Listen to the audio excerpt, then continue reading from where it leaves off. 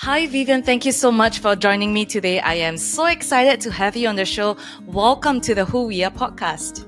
Thank you so much for having me. For those of us who may not be as familiar with you, could you share with us a little bit about yourself and how you got to where you are?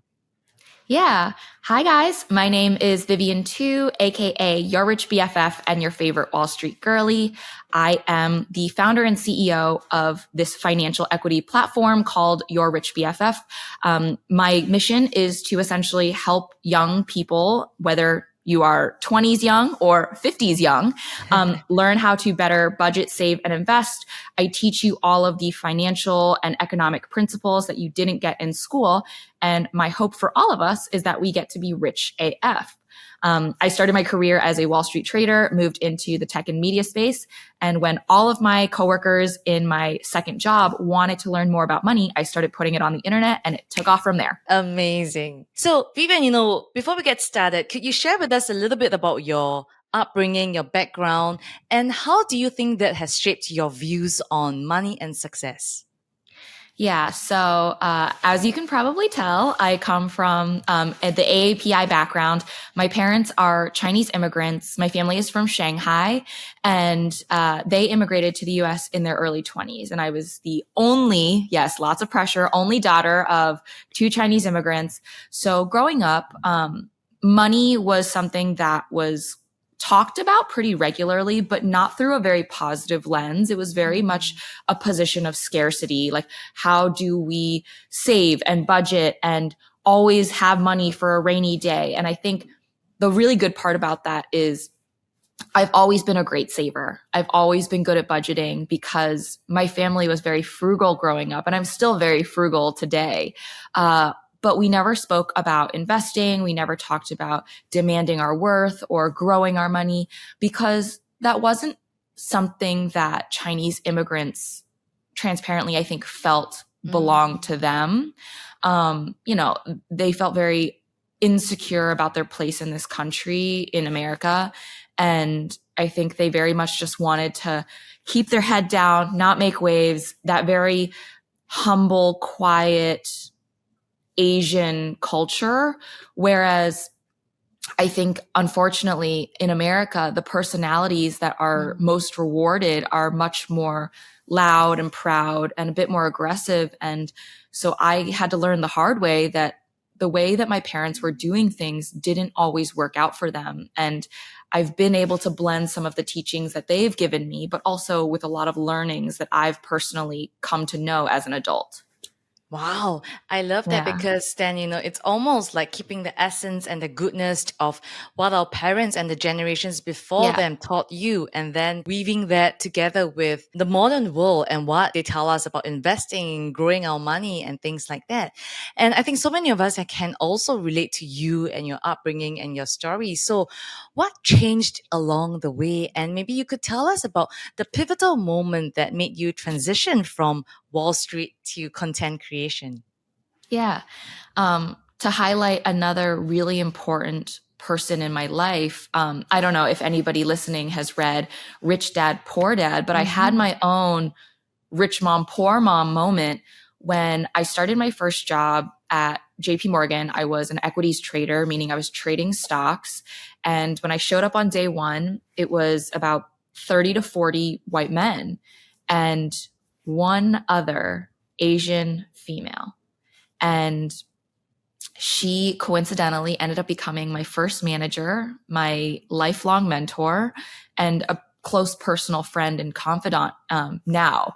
And I was so lucky. She was so tough on me, but she taught me everything I knew. And for the first time, I had someone who took me under her wing and said things like, are you investing in your 401k, which is our version of a retirement plan? And I was like, what is that?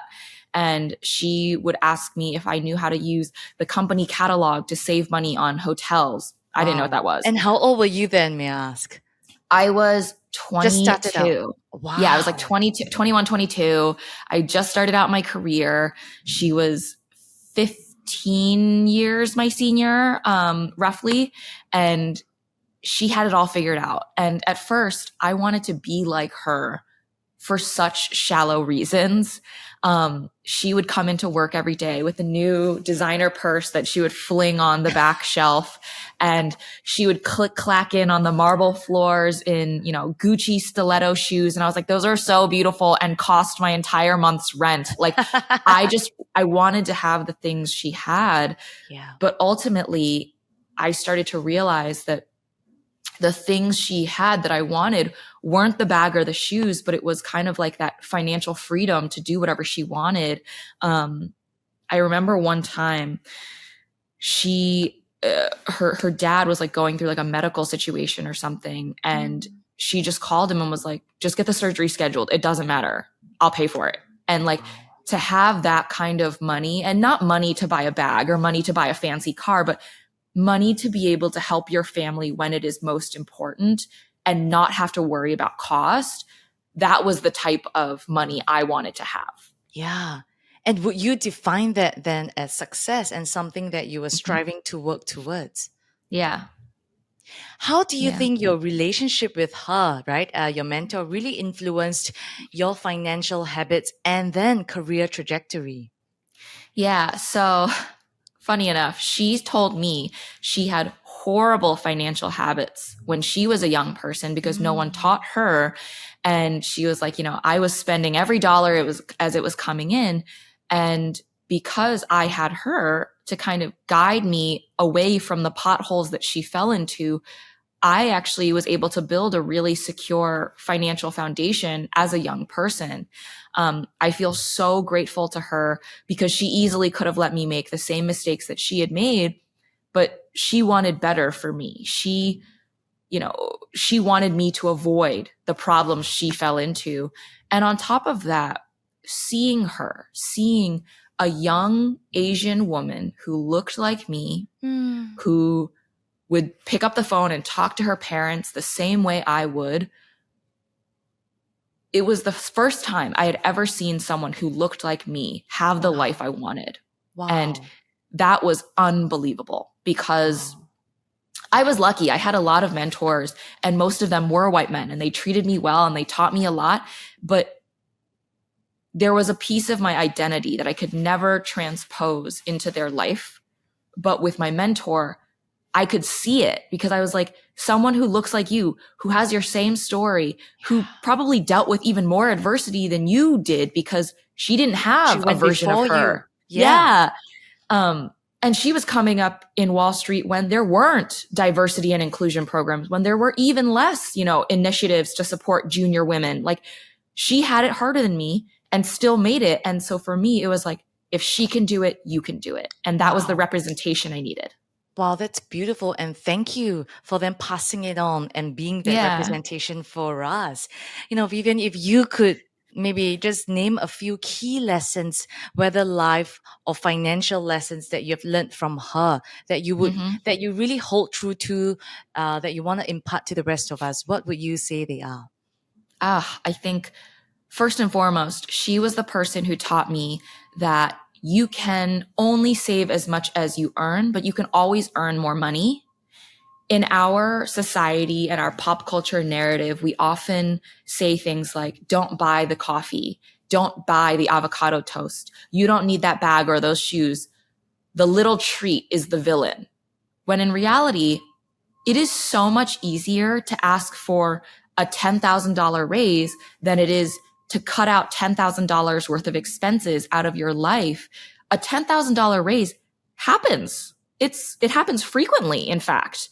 But cutting out $10,000 of your happiness and your joy, you don't have entertainment streaming platforms anymore. You don't get to go out to get dinner with your girlfriends. You don't get to go to the mall and go shopping. You don't get to do those things that make your life happy, that make your life worth living. So I think she taught me to always try to maximize my income versus try to play small and scrimp and save. Another lesson would be always be a high value human, a high value person.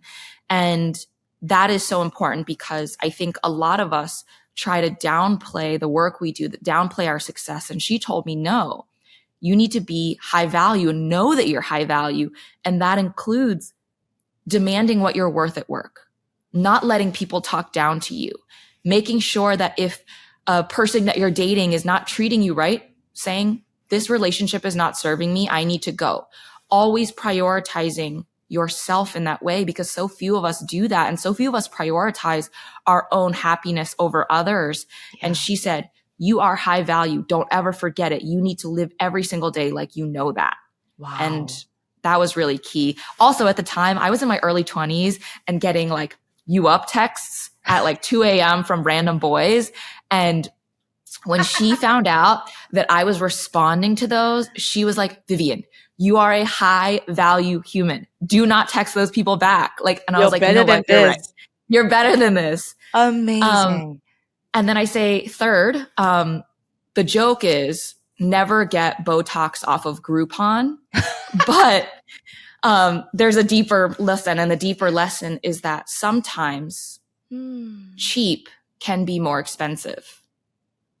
And it is when you are trying to do something and do something right, especially when it's important, when it, Botox goes on your face, when you are trying to buy furniture that you want to last, when you are investing in a vacation to really enjoy, sometimes going the cheaper, easier route does not give you the intended outcome. You will then end up paying more to get it fixed. You will end up replacing it. You will have to bail yourself out of a horrible hotel on your vacation stay. Sometimes cheap is more expensive. Yeah. Correct. And it's not worth it.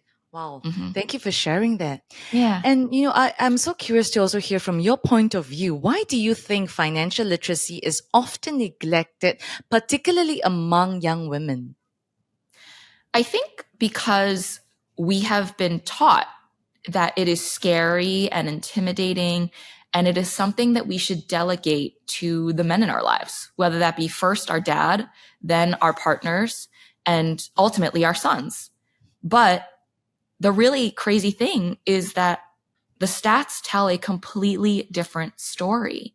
I'll speak specifically for the US where I live, but more single women than single men own homes in all 50 states. We have less debt across every single category with the exception of student loan debt because we're getting more and more educated. And Fidelity even did a study and found that their women investors, their portfolios were outperforming their men. So if we have less debt, we're better investors, and we own more homes, and which are known. Women-owned businesses also are much more efficient and effective. Correct. Yeah. Correct. If we have all these stats that are saying women are capable, women are, able to do this, why is the narrative still that we are shopaholics? We're bad with money. We splurge. It's truly just how we position it and talk about it. But in fact, it shouldn't be intimidating because once we get the jargon, once we are taught how to do it, we're actually better at it. Absolutely. And what are then some most common financial mistakes you see people make, and how can we avoid them? Yeah, I think first and foremost is thinking that investing is only for rich people. No, in fact, that's how the rich people got rich. They were investing. What I like to say is that investing is the only way a single person can have a 2-income household. Wow. Because you can work for your money through labor, through your brain, through your body. You are at your job, doing your job. But your money can work for you while you're doing that. And you can feasibly roughly only work about 14 hours a day before you are burnt out. Mm. Your money can work 24/7, nonstop, no lunch breaks. Because the sooner you get started, the harder compound interest can work for you. So what I always encourage people is do not wait until you are later on in your life and have thousands of dollars to invest. Start early, start often, start with $5, $10, $15, $20. It does not matter. The earlier you start, the better. Okay. And if someone who's listening in, she's a working professional, mid-career, and she's looking to invest, or at least to start her journey in investing, what advice would you give her? I would say sit down on a weekend and consider, depending on where you live, there is likely a way to invest that not only advantages you from a tax perspective or through a credits perspective, use that account, place the cash inside, and then purchase investments. The third step is the most important one because people often open the accounts, they put the cash in, and then they're like, I'm done. No, you're not. Oh dear. You actually have to then take that cash and buy stuff.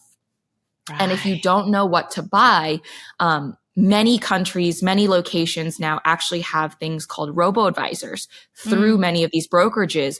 And what you do is you fill out a quiz about your money situation. And that includes how much do you make a year? How much do you already have set aside? What does your family look like? Do you plan on having a family? Where do you want to live? Where do you want to retire? All of these questions. How much debt do you have?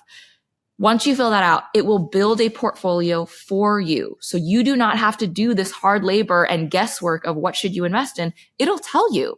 You just need to share what your lifestyle looks like so that it can build a risk-adjusted and diversified portfolio that fits you.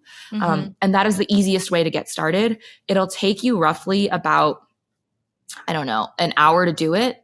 But this could be the difference between you retiring comfortably or working for the rest of your life. Wow. And so once we get that started, we start purchasing and buying. And then what happens after that? Like on a consistent monthly basis, we just live it and let it work, do the work? Yes, you let that money do the hard work and you leave it in there and you contribute more money every single month as much as you're able to. I think a lot of us have this picture of investing, and in our minds, it's like Wolf of Wall Street, people yelling in the pit and, fighting and whatever. It's like really exciting, right? Yeah. No, that's trading. Investing is actually incredibly boring. And if you are excited or your heart rate is elevated when you are investing, you're doing it wrong. When you hear about these people who are day trading or buying and selling GameStop or doing anything around that, or, working in cryptocurrencies, whatever, that is not true buy and hold investing. You are unlikely to make money doing any of those things. However, to make money the tried and true way takes time. It doesn't take a lot of money. It takes time. So the more time you have, the better. Earlier you start, earlier you set your money up, the more you contribute, the faster it will grow, and just let it sit there. And then when you are ready at retirement age, that money will be able to sustain you.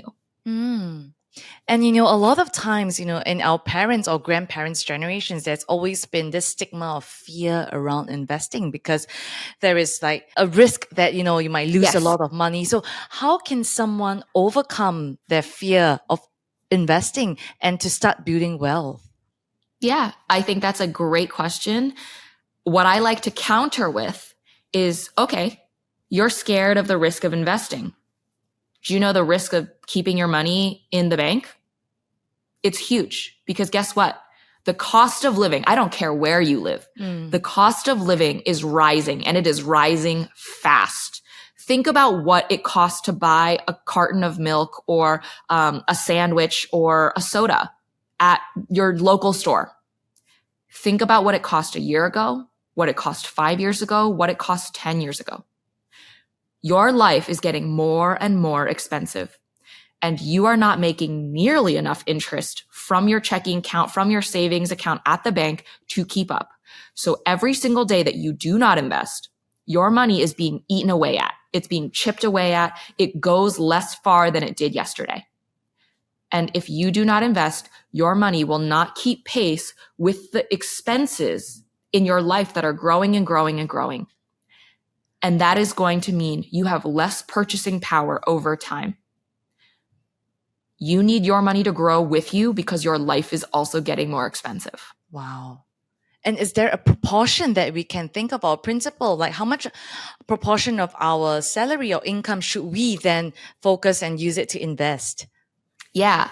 So not specifically an investing portion, but a budgeting strategy that I really like is called the 50-30-20. You consider your take-home pay. So this is after you've paid out any sort of duties, taxes, what have you. 50% goes towards needs. So this is housing. This is groceries. This is basic transportation, anything that you need in your life. 30% can then go towards wants. So this is the dining out. This is entertainment. This is feeling good, getting a haircut, something like that. And you can certainly use part of that 30 to supplement that 50, as I do know real estate costs in Singapore are very high. Yes. And I'm sure a lot of people are listening. And then that last 20, what we like to do is say that 20% is used to set up future you today. So this is today you taking care of future you. So that includes saving money, paying down debt, and investing. And that ratio will depend on what your personal financial situation looks like. If you have debt, I would say consider paying down high interest rate debt before starting to invest, because you'll save more money paying that debt down than investing. Low interest rate debt, however, you can invest while paying that down because there's no rush. Saving, you want to make sure that if you are single, you have 3 to 6 months of living expenses set aside. If you are head of household, have dependents, 6 to 12 months is more reasonable. Depending on who you are, these numbers are all going to look different. But that 20% is set aside to take care of future you, and it'll be doing those 3 things. And you talked earlier also about, your analogy of getting a $10,000 raise versus, cutting against your expenses and needs. How can women advocate for themselves in financial and professional settings to close the gender wealth gap? Yeah.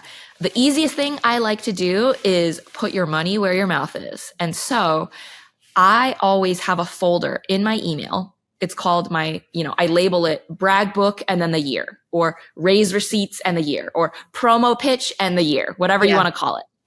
And anytime something good happens, your boss congratulates you or is like, wow, thank you so much for crushing that client presentation. You did a great job. Forward it to that little folder. Anytime a client is like, thank you so much. This was a seamless experience. I really enjoyed working with you. Forward it to that folder. You get a notice or from a reporting document that's like, the social media channel has grown 20,000 followers over the past 6 months. You're the social media manager. Forward it to that folder. That way, when you get to mid-year and end-of-year reviews, you can go into that folder and look at every single one of your major accomplishments and actually have data points to quantify what you've done. And so now it's not, hey, boss, I'd like a raise. It's, hey, boss, I deserve a raise because I did X, Y, and Z. And you literally have a laundry list of everything you've already accomplished and the things that you're being rewarded for and praised for. And that is why you deserve more money. That is why you deserve the promotion. Wow. And is there a rule of thumb as to, maybe how often we should bring this up and fight for it? I ask for a raise every single year. Are you joking? My life is getting more expensive. I need to make sure that my income is keeping pace and my work is also keeping pace because I know I'm performing at the highest level. And so I actually start, and this is the hot tip that nobody knows. I start planting the seed. You have to incept this into your boss's mind. I start planting the seed in the summer, June, July. And people are like, nobody's thinking about raises in June or July. That's the point. Every single person on your team is knocking on your boss's door in November and December and saying, boss, I'd like a raise. You are one of many. They're not going to remember that you asked because everybody else asked too. You start planting seeds in the middle of the year and you say, hey, boss, I'd like to discuss, goal setting for the year, see how I'm tracking, but also, discuss what we'd like to accomplish in the back half of the year. You set those goals. You make sure you achieve them. And then every 2 months, you remind them, I'm on track of my goals. I'm operating above my current level with the amount that I'm doing with my expertise, what I'm bringing to the table. And because of these reasons, I believe at the end of the year, a raise of XYZ would be commensurate with what I've done. And then you stop talking. You let them fill the dead space. Wow. You remind them every 2 months. That way, when you go to them in October or November before the end of the year and you're like, hi, boss, all of those goals we set for the year, I hit every single one. I've also shared all of these accomplishments I've had throughout the year. And I want to wrap it up because I have some really great end of the year stuff that I've already accomplished. They're going to be like, I'm going to stop you right there. I already have that money set aside for you because you've been harassing me since the summer. And amazing. Because we have to remember, bosses don't just pull the money that they're giving raises out on their team out of thin air. Yes. They have to go to HR. Correct. They go to HR. HR gives them a pool of money. Then they need to budget who gets what of that money. If you've been asking for June or July, you're top of mind. Yeah. Everybody who's asking in December, it's already too late. That money's been allocated. You're too late, too sad. And so when you ask early and you ask often and you are persistent but not annoying and you have reasoning to back it up, your boss has no reason to tell you no. Wow, I love that so much because especially as you might also know in an Asian culture, women, we tend to not raise our hands for promotions, even though we are meeting like 11 out of 10 of the criteria for the role. So I think this is something that's so important for us to really learn and to have a little bit more from your courage and your confidence as well. What is that mindset shift that you think women need? Because this is something that really requires so much more than just a hard skill. Yeah. I think women need to get angry. And I have a stat that's going to make everybody listening angry. Fewer women apply for jobs paying over $100,000. But of the women who apply, a larger percentage of those women get those jobs than men do. And hear this again. Fewer women apply, but of the women who do apply, more of them get those jobs. Wow. And so what this tells me is, and I see this in my own girlfriends, when you are scrolling job postings with women, we see a job that requires 10 bullet points. We will not apply unless we hit minimum 7 of those bullet points. When you hit 7 of those bullet points, you're already overqualified. Men will see those 10 bullet points and they'll hit like maybe 3 of them and they'll be like, who's better than me for this job? I'm perfect. Exactly. And it's like, what gives you that blind confidence? And I think it's because their entire lives, they've been told that they should achieve that or, move into that strength. Whereas women, we've been told, play small. Your accomplishments will speak for themselves. No, they don't.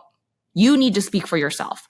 And so I want us to apply for jobs we are underqualified for. When you only hit 3 or 4 bullet points, apply anyway.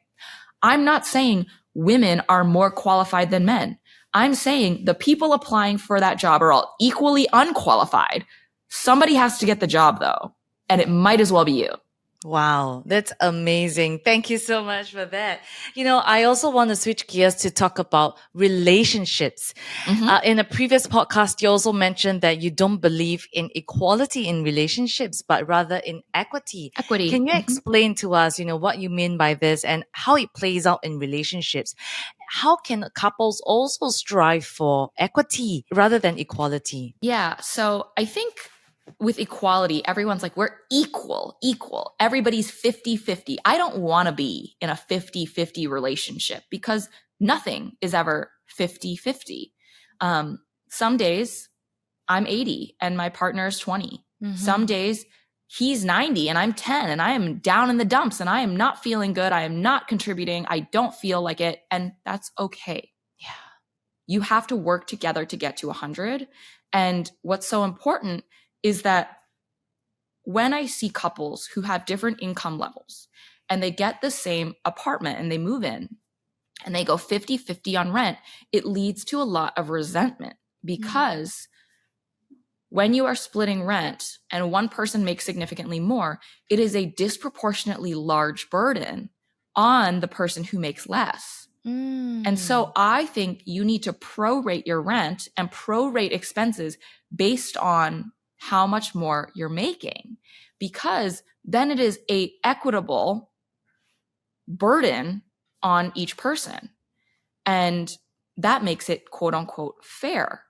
Ultimately, every single couple is going to have their own strategy for what creates a healthy and happy relationship. I'm not here to come into anybody's home, but I do think that putting your partner in a unstable financial position for the sake of equality is not a very loving thing to do. And I would never want to put my partner in that position. And I would hope he would never put me in that one. And in fact, I know he wouldn't. When we first started dating, he was making way more money than me. And he made way more money than me for the probably first 5 years of, our Your entire relationship. Yeah. And he paid for more. He paid for more of the rent. He would pay for more of our vacations.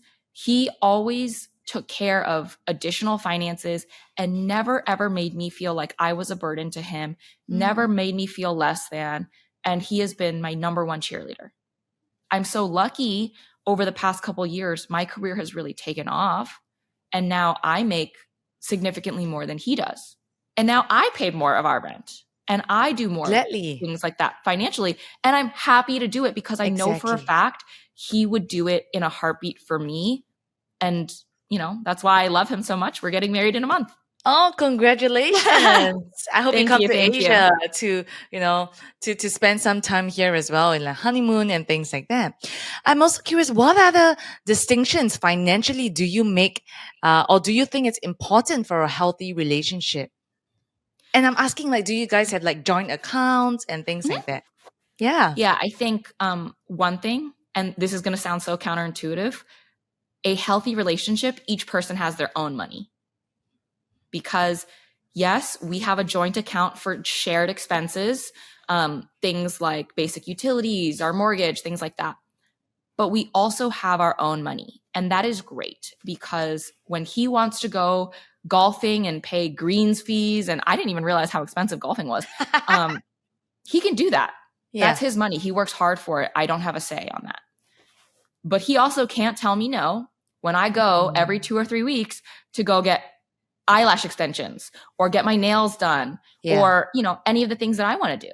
And that's great because we both are responsible for managing our own money, but also our money as a team. So we have yours, mine, and ours. And I think that really leads to, confidence in the other person. But we're also just so transparent about money. We've had to be. When we first started dating, I moved into an apartment with my girl roommate at the time. And unfortunately for me, a New York City apartment ended up being infested with roaches. Oh, dear. So I had to move in with him. And I had to be really candid. And I told him, I was like, this is how much money I make. This is how much money I'm spending on that apartment that I can't even live in. I do not have money left over every month to help pay you for letting me live here. And he said, that's okay. You don't have to pay me rent. We'll figure it out. And we had the money conversation very early on, not because I wanted to, but because I had to. And that's when he shared how much he was making. So we've always been super honest with each other about our money. And that has been one of the greatest things about our relationship. We are like any couple. I will say we rarely fight, but we do. We have our arguments. We have never argued about money because we haven't had to. We've been open and honest about it throughout our entire relationship. And that has been one point that has never been argued about. Wow. And the top 2 reasons couples fight are sex and money. Exactly. So if we can get rid of one of those, that's half the battle won. That's half the battle. Like, we don't argue about one of the top 2 reasons couples fight. We've never argued about that topic. And so that's amazing. We've already eliminated. And you attribute it to being completely transparent about money and, the values behind money and things like that. Yeah, definitely. And like, we had the how much debt do you have conversation. We had the how much do you have saved conversation over our relationship. We've been together 7 years, but we slowly eased into it. And I guess at the front kind of jumped into it because I had to, but it's made everything easier. Yeah. In your opinion, also based on your upbringing, you've had to unlearn so many things when it comes to money. What does financial independence mean to you now? And maybe what are some of the key things you've had to unlearn throughout your journey? Yeah. I, like many people, like I mentioned, with the designer bags and the, designer shoes, like I had to unlearn that having things does not make you rich. Having options does. True richness is not having the lime green Lamborghini, as cool as it is. That's not it. True richness is being able to say, I can take a day off and spend it with my kid. I can provide for my family. I can send money home. I can choose to leave a job where I am not being valued or respected. It's having options, because the people who have the fewest options do not have financial security. They take the job they can get, not the job that they want. They stay in that relationship because they can't afford to leave. They do not have time.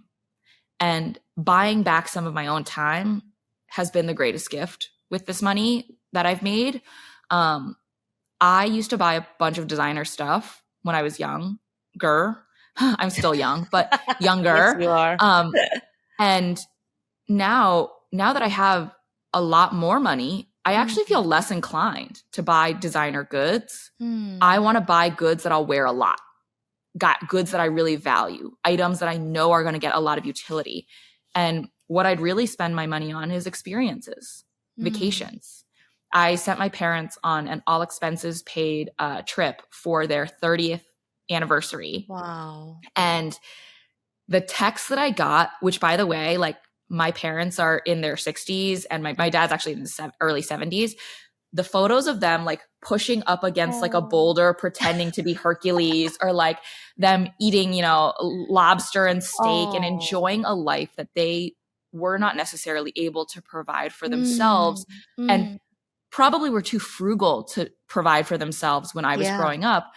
To see them enjoy that at my expense, on my dime, it was better than any bag I could have bought. It was better than any item that I could have picked up in a store, because it was financial freedom. I had the option and ability to do that.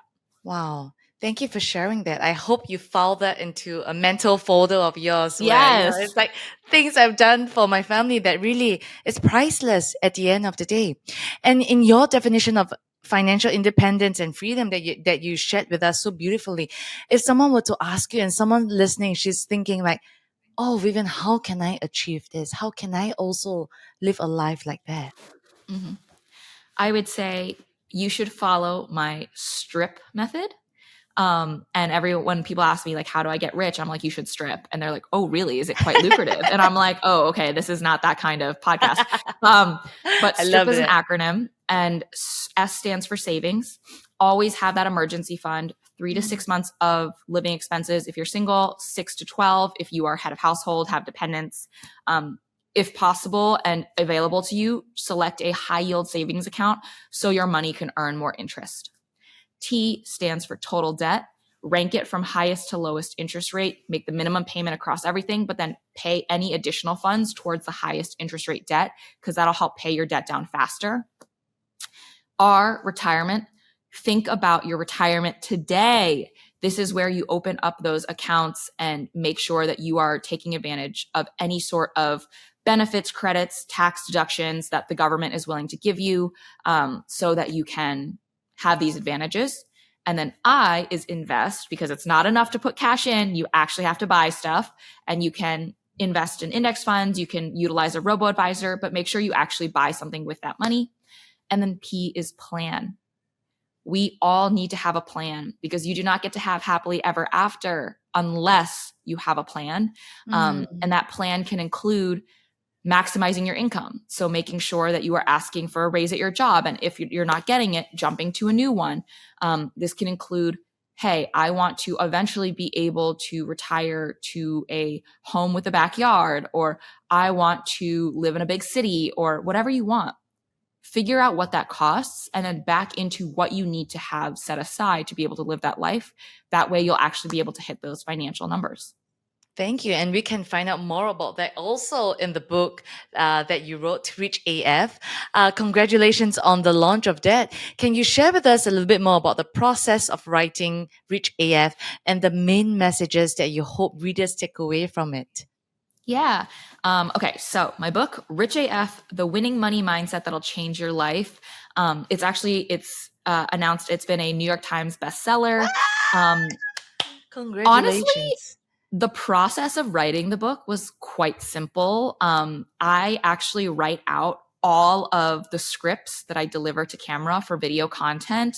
I write out YouTube's, any sort of podcast outlines that I'll do, anything like that. So I had a lot of written material already. And then I just had to add transitions and deeper explanations to get really in the weeds. So writing it wasn't too hard. I will say marketing the book was really challenging because you've written a good book, but you now have to convince a bunch of other people that you've written a good book. So I had a full 3-month marketing campaign. I like keep this thing on me. Like it's just always by my side. It's everywhere. It is. But I worked really hard on the marketing campaign to get people to get it. And I'm so glad the reviews have come in and people have really been enjoying it. Many people have DM'd me telling me this book is why they have started saving for retirement or paid down their debt or refinanced their credit card debt. And it just like, it makes me feel so good to know that like something that I put together that you can touch in your hands is helping to improve people's lives. And knowing that, many of your listeners actually reside outside of the US as well. There is an international edition that you can get from, tell me if I'm pronouncing this right, Kinokuniya? Kinokuniya. Okay. So the bookstore, you can get it there. Yes. And then they also offer it online. So there's a US edition as well as international edition. It's more applicable. Yep. Yeah. No, thank you for being so generous in your sharing and your wisdom as well. And you also are our Rich BFF. You call yourself your Rich BFF and on social media as well. And, I think your insights and tips have been so helpful and so relatable to all of us. I think what I love about it is that it's bite-sized. It's easy for us to resonate with also. What legacy do you want to leave behind through your Rich BFF and also all the financial advice that you're giving? I hope the legacy is this, that you do not have to be a rocket scientist. You do not have to be special to be good with your money. For so many years, financial conversations were catered around old rich men. And I want people who are young, people who are women, people who are, diverse minority groups, part of the LGBTQ community. I want everybody to feel like they can be good with money. I want them to feel like they can achieve their goals through some simple changes and that it's not that hard. It's just never been taught to you. And I want people to realize that money is not scary. It is not evil. It is a tool. And as soon as you learn how to use it, your life will be better. Wow. And if you could have a message on the billboard, like down the streets of New York or even in Asia where we are, what would your message on the billboard say? Talk to your friends about money. I think we are very reticent to have these conversations with our friends, especially in Asian cultures. It's seen as oftentimes rude or tacky and taboo. But it's not, because let me tell you, those two rich guys on the golf course, they're talking about their real estate investments. They're talking about their portfolios. They're talking about how much they had to save to send their kids to that fancy private school. You as a young person need to be talking to your friends about money. How much do you spend on rent? How much are you paying to go on that vacation? What are you asking for at work? Because the more we discuss, the more knowledge we have, the more powerful we are, and the richer we'll be. Wow. If you could give us, besides, the couple of questions that you gave us, what else should we talk to them about? Or what else should we be talking about? Yeah. I think everything from saving, budgeting, investing, because when you find out that all of your friends are investing, you're going to be encouraged to do it too, because it's less scary when all of your friends do it. My mom used to ask me the question and they were like, she would be like, well, if all of your friends jumped off a cliff, would you do it? Because sometimes, Asian moms ask these questions. Always, yeah. And I'd be like, well, if they were jumping off the cliff, there was probably a good reason. Were they being chased by a tiger or like something like that? And when you see your friends doing stuff, it feels less scary. It feels less intense. Like I'm certainly more likely to go buy a dress if I see my friend wearing it and she says it's very comfortable and fits nice. The same way that if you see your friends are saving and budgeting and investing, you can be peer pressured into making good decisions too. Ask them. Maybe they have an amazing credit card with great rewards points. Maybe they have a uncle who's a travel agent. Maybe they have these special connections, and you wouldn't know that unless you asked. And so asking is really, really important. And that way you have more information, and maybe they'll even be able to help you out as well. Yeah. I love that. Thank you so much for the advice. And, as we wrap up the conversation with you as well, Vivian, do you have any final words or message that you want to share with all of us who are listening to you? I want to say that wherever you are in your money journey, you are not bad with money. You are not stupid. You are not behind. You are exactly where you need to be. The best day to get smart with your money was yesterday. The second best day is today. Don't be afraid. Jump forth. You can start your financial journey now. Tomorrow, you will thank you for starting. Wow, beautiful. Thank you so much, Vivian. I've thoroughly enjoyed this conversation and also gained so much from it. For those of us who want to continue to follow you and your content and your work, where can we find you? You can find me across all social media as Your Rich BFF. And if you want to snag a copy of the book, it is titled Rich AF, The Winning Money Mindset That'll Change Your Life. But if you just search Rich AF Vivian Tu, it should come up. Yeah. Thank you so much, Vivian. All the best. And we hope to see you in Asia soon. I can't wait to welcome you personally in Singapore when you want to come with your fiance, and congratulations on your upcoming wedding as well. Thank you so much.